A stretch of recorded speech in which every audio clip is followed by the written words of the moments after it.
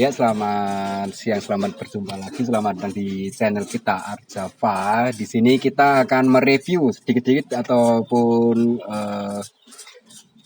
wawancara kali ya dengan salah satu pengrajin ukir batu alam yang berada di daerah kami sendiri.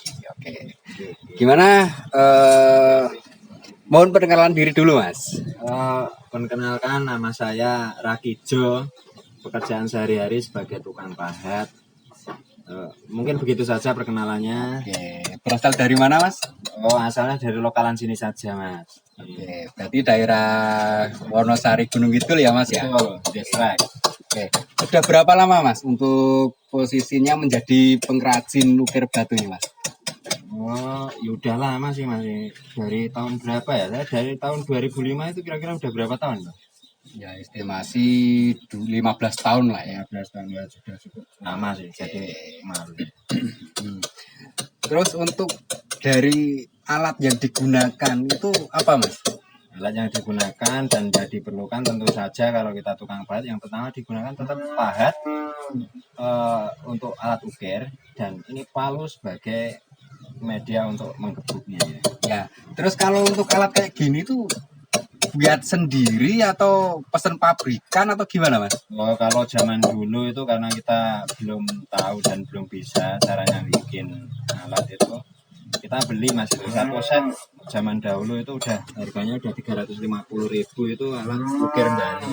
Oh ya, berarti dulunya itu emang alat ukir yang dari Bali ya, Mas, ya digunakan ya? Betul. Alat ukir dari Bali sama alat ukir ciri khas Jepara itu yang masuk daerah. Berarti kayak ini. untuk secara teknisnya itu sama kah untuk alat ukir batu dengan ukir kayu, Mas?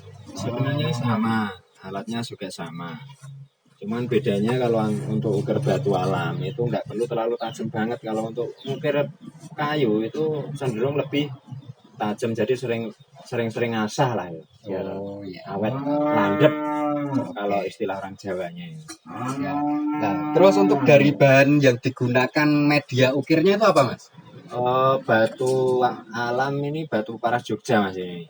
Ini bahan bakunya batu paras Jogja ini. Berarti contoh kayak gini tuh batu paras Jogja, berarti karakteristiknya itu putih kayak gini ya, Mas ya? Iya, putih agak krem sebenarnya. Cuman variasi, ada yang krem banget, tergantung tambangnya sih, Mas, beda-beda ini. Oh iya. Berarti ini asalnya juga dari Gunung Kidul juga, Mas? Betul, ini yang ada batu paras itu batu paras ya batu Gunung Kidul. Oh gitu. Nah, sekarang ke teknisnya, Mas. Untuk membuat karya kayak gini, itu awal mula itu bagaimana dan step by stepnya itu bagaimana, Mas? Yo, ini proses awalnya dulu waktu bisa belajar ngukir itu ya. Oke. Kalau belajar ngukirnya itu awal mulanya kita itu kepepet sama kepaksa. Oke. Yang pasti itu. Yang kedua, karena kita itu hidup di lingkungan pengrajin ukir batu alam, ya otodidak lah, Mas ya. Oke, berarti otodidak ya.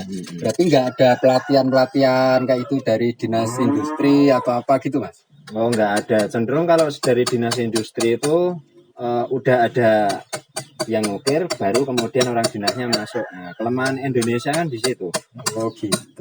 Berarti ini masukan juga buat dinas ya. Nah, ini apa yang dilakukan untuk membuat pola-pola ini kan lagi garap motif Buddha ya, Buddha yang lagi bertapa. Nah itu apa dulu, Mas? Yang pasti itu kalau misalkan set datanya itu 2 batu atau lebih, itu yang pasti kita ngeset batu dulu, Mas. Kita ratain dulu Diratakan bawahnya. dulu ini ya, Setelah kita bawahnya. ratain, kita set, kita siku, baru kemudian kita gambar pola. Ya, berarti ini gambarnya manual ini? Gambar manual, Mas, itu, Mas. Oke, berarti wah, di lain bisa seni ukir juga harusnya basically-nya itu harus bisa gambar dulu ya, Mas ya? Sebenarnya sih karena terbiasa sih, Mas. Kalau untuk bakat itu sebenarnya kita jujur, kita bakat gambar itu malah nggak ada ya. Karena ya seperti yang saya bilang tadi, itu awal mula dari kepepet, terus karena kebiasaan ya jadilah beginilah di saat ini. Terus untuk dari proses dari satu gambar toh, Mas. Nah, terus itu nanti prosesnya langsung dipahat atau emang ada alat bantu yang lain atau bagaimana, Mas? Kalau zaman dulu masih manual ya langsung dibobok itu dipahat, dilubangin dulu bagian pola-pola yang sekiranya tidak ada gambarnya itu dibuang. Oke, Kalau siap. zaman sekarang kan sudah ada mesin profil tuh Mas, dibor atau pakai mesin profil juga bisa. Oh, gitu. Nah, terus nanti kalau sudah ini posisinya dari patung ini sendiri, bukan patung sih ya, relief Buddha ini sendiri tingkat paling sulitnya tuh di bagian yang mana, Mas? Dari entah itu belakangnya, backgroundnya, atau maskotnya, atau gambar Budanya ini, itu yang lebih susah itu yang mana, Mas? Kalau paling sulit itu ya yang pasti itu kalau udah bikin detailnya itu Mas itu. Jadi Bagian tingkat finishing itu paling susah itu justru. yang lain mungkin tidak sesulit yang mendetail kayak gitu ya, Mas ya. Ya, Finishingnya gitu loh. betul.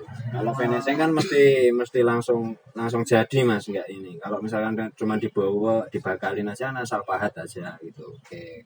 Nah, terus untuk estimasi harga, Mas, itu sebenarnya relatif juga sih ya. Tapi untuk dari rata-rata lah kisarannya itu berapa, Mas? Untuk harga per meternya atau perhitungannya bagaimana? Untuk relief itu sebenarnya hitungannya kan per meter persegi Mas itu. Oke. Kalau untuk harga jual sebenarnya bicara harga jual juga relatif. Ada yang jual murah, ada yang jual mahal. Oke, Ya tergantung ini resellernya ya Mas. berarti untuk harga relatif ya. Berarti tiap-tiap orang tuh mungkin bisa beda. Ya, Kalau yang pasti standar masih terjangkau lah Oke. untuk kantong-kantong orang menengah ke atas itu pasti terjangkau.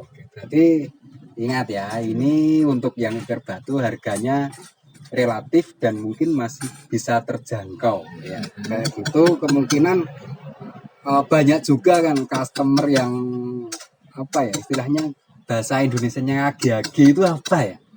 Buru ya. Ya buru-buru ya kan, maunya buru-buru dengan hasil yang bagus kayak gitu kan, mungkin itu apakah itu menjadi tantangan tersendiri buat para pengrajin?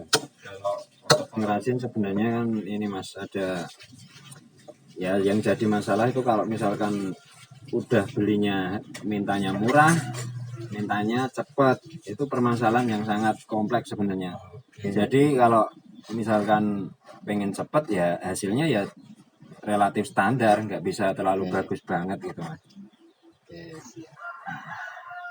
Terus selain motif kayak gini ada motif apa lagi, Mas? Motif banyak sih Mas sebenarnya. Ada motif ukiran klasik, ada motif tumbuh-tumbuhan, ya banyak contohnya juga banyak Mas ya. Seperti ini itu kan ini kan ada ukiran klasik, kalau ini kan tumbuh-tumbuhan. Oke, berarti ini antara kombinasi apa ya, basically ke natural, jadi semacam tumbuh-tumbuhan kayak gitu. Terus ini ada kombinasi juga ke motif-motif klasik kayak batik-batik kayak gitu ya Mas ya. Betul. Sebagai pemanis itu frame-nya kan diukir pakai ukiran klasik itu sebagai pemanis juga itu. Oh iya. Jadi biar kelihatan ramai nggak terlalu sepi.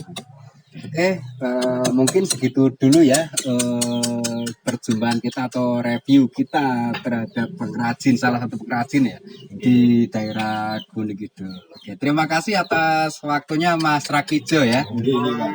Oke, cukup ini dulu ya. Jangan lupa di like and subscribe di channel Art Java.